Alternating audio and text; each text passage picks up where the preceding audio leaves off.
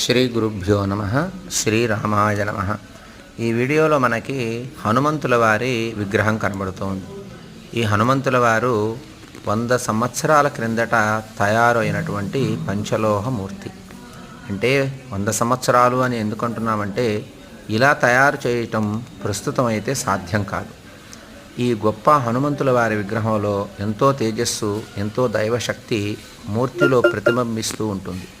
ఈ మూర్తిని ఎవరు పూజించినా సకల కార్య జయాలు కలుగుతాయి. హనుమాన్ దీక్షితులు నిత్య దేవతారాధన చేసేటటువంటి మూర్తులలో ఈ హనుమంతుల వారి మూర్తి కూడా ఒక మూర్తి. ఈ మూర్తి 3 అంగుళాల ఎత్తులో అద్భుతమైనటువంటి శిల్ప సౌందర్యంతో ఉంటుంది. ఈ హనుమంతుల వారు సకల కార్యసిద్ధి హనుమాన్ అని ఈ మూర్తిని పూజిస్తూ ఉంటారు. ఇది దేవతార్చనలో ఎవరైనా ధరించవచ్చు, ఎవరైనా పెట్టుకున్న సకల కార్య సిద్ధి కలిగి జయంగా ఉంటారు.